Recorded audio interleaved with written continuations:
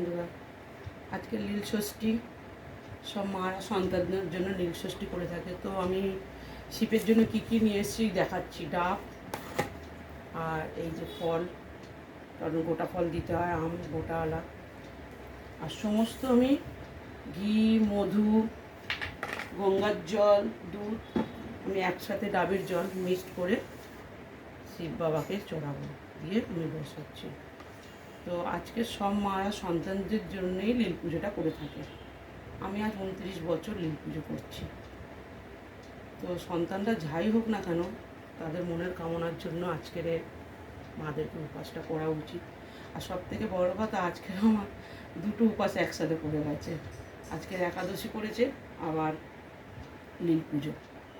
তো সেই জন্য ঠিক করেছি এখন মানে জল তো খাবোই না, 3টের পরে আমি জল খাবো। একটা উপাস মানে ভাঙতে হবে, আর দুটো উপাস একসাথে করতে নেই।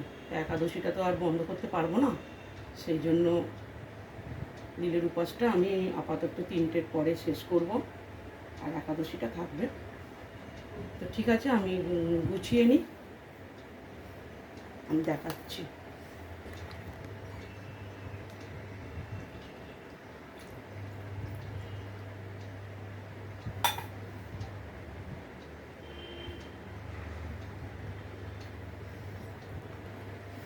তো আমি সমস্ত জল এক এক করে রেডি করছি। প্রথমে আমি ডাবের জল দিয়ে দিচ্ছি, তারপর আমি দুধ দিয়ে দিলাম,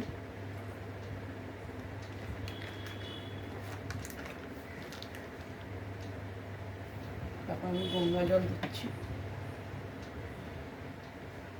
সমস্ত জিনিসটা একসাথে মিক্সড করে নেব। মধু দিলাম,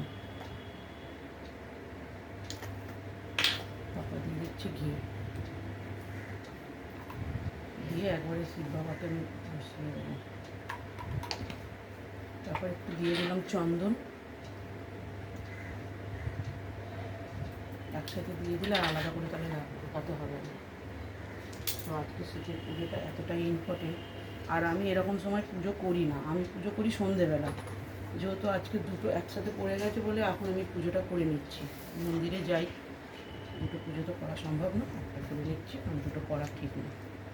ঘরের ঠাকুরকে সমস্ত দিয়ে তারপর আমি 3টে পরে জল খাবো।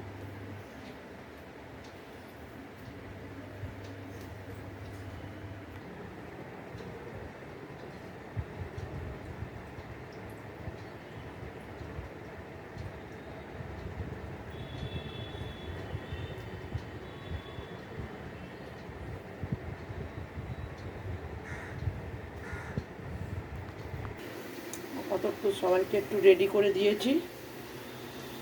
তো এবারে আমি ফলগুলো দিয়ে দেবো, দেখাচ্ছি।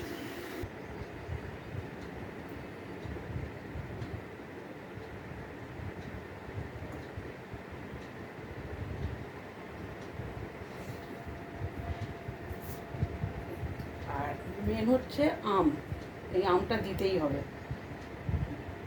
তো জায়গা তো ছোট, তো যে কারণে আমি এখানেই সব সাইডে সাইডে দিয়ে দিলাম, আর কিছু করার নেই। শিব বাবা আমার ঢাকা পড়ে গেছে, থালার মধ্যে বসিয়ে একটা ঠাকুরের প্লেটে করে দিয়ে তবে দিয়েছি।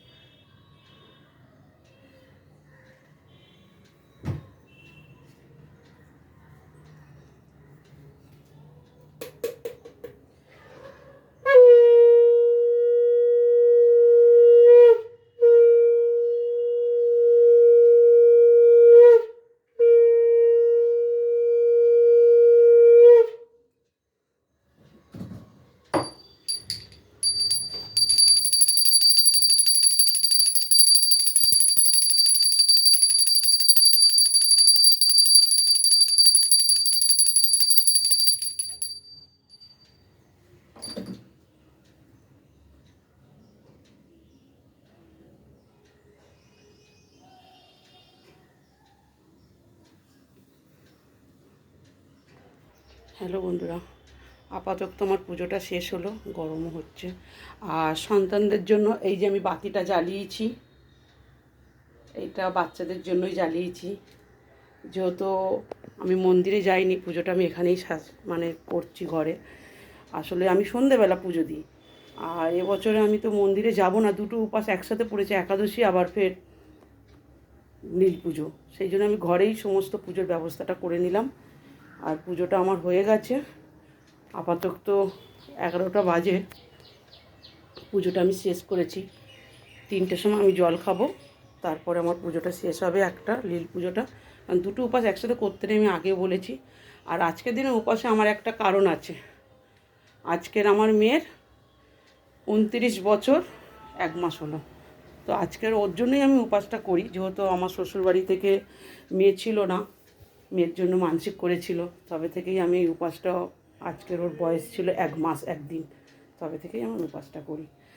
আর আমরা গেছিলাম বাবার মন্দিরে শিবের, ওখানে আমার শাশুড়ি মানতটা করে নেয়। তো ওর উত্তরী নেওয়ারও মানে আছে, উত্তরীটাও নিতে হবে। তো উত্তরীটা যেহেতু নেওয়া হয় না, ওর বিয়ে হয়ে গেছে, দেখি ও কোনো দিন নিলে নেবো একসাথে। তো ঠিক আছে, আজকের ভিডিওটা এই পছন্দ। এবার আমি কাজে বেরোবো।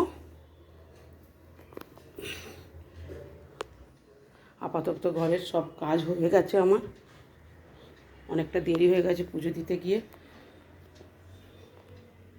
আমি তোমাদের সাথে ভিডিওটা শেয়ার করছি একটু।